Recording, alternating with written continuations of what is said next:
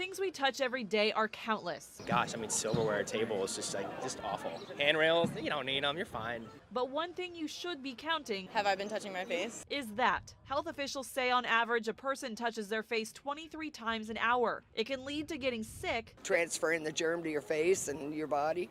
And is something you're probably not even aware you do. To show you how often it happens, we place cameras around the station and went around the corridor talking with people. I mean, you see people wiping seats down and stuff. We drove to Atlanta, stopped in Atlanta. Just some good food, some good memories. So we just ate beignets, so we got powdered sugar all over our faces. Only to later reveal we were looking at how many times they touched their face, which obviously also included me.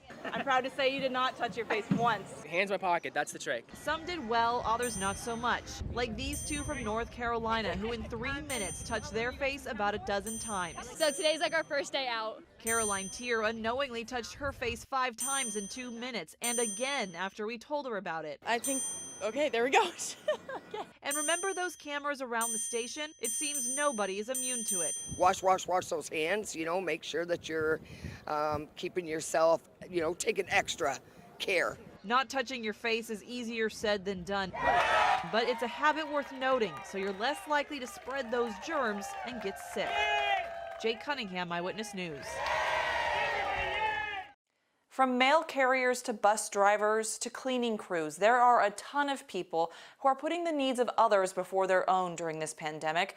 People all across the world are saying thank you in their own way, and people here are choosing to do so through art. We recently showed you a beautiful piece of work from Terrence Osborne entitled Frontline. He told Eyewitness News it was his way of showing his appreciation to the heroes putting themselves on the front line, and others are joining in the movement. Recently in the 9th Ward, this mural has gone up showing the faces of 3 nurses. One is masked, the other 2 showing their battle wounds, bruises on the nose and cheeks from their protective gear. The mural with the words "Our nurses are saints" shows a heartbeat in the background. Looking at each set of eyes, you can see pain but also determination in helping keep the city alive. Another mural on the North Shore Food Bank highlights that organization and the workers there. You can see the detail. It has ghost red beans and rice in the background. Artist Jose Bali painted 11-foot wings filled with food. He said this labor of love was a way to say thank you for all that they do for the community, not just during this troubled time, but every day of the year. These works of art thank a small portion of the countless heroes who are risking their life on a daily basis during this pandemic. Your work is not going unnoticed, and for that, we thank you. For Eyewitness News, I'm Jake Cunningham. One question people have had is how coronavirus affects kids. After doing some extensive research, the CDC now has some answers. From February 12th to April 2nd, they looked at almost 150,000 cases nationwide. Only 1.7%, roughly 2,500 cases, involve kids under the age of 18. So what did they feel? While 93% of adults experienced fever, cough, or shortness of breath, the CDC found those symptoms were reported less in kids, about 73%, and that their symptoms were less severe. Still, though, some children required hospitalization. The report states most were babies less than 1 year old and kids who had underlying conditions like asthma. Typically, pediatric cases are mild in the U.S., but still the CDC urges parents to be vigilant because while symptoms are less severe and sometimes non-existent in children, they can still spread the virus to others. Jade Cunningham, Eyewitness News.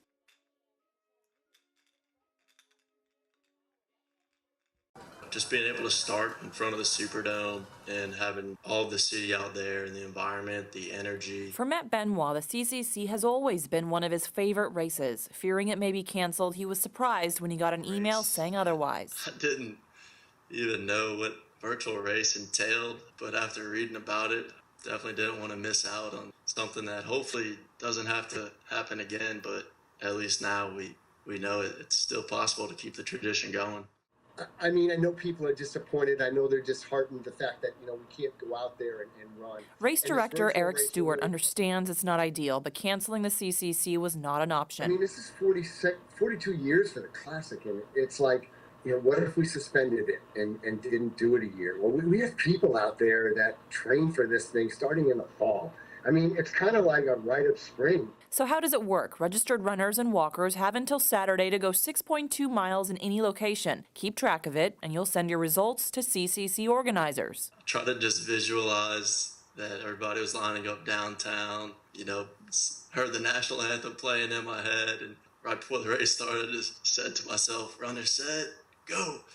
I took off, and for a moment I felt like it was still a real race. Benoit tracked his run last Sunday around City Park. Sure, it didn't have the usual race day excitement, but he did set a personal record. Once I got to the front of the park, like the normal route, was able to just tap into the race again and really visualize the normal Crescent City Classic. This year's race is one for the books, and while participants like Benoit are making the best of it, many are looking forward to next year when they can race as one again. Jay Cunningham, Eyewitness News.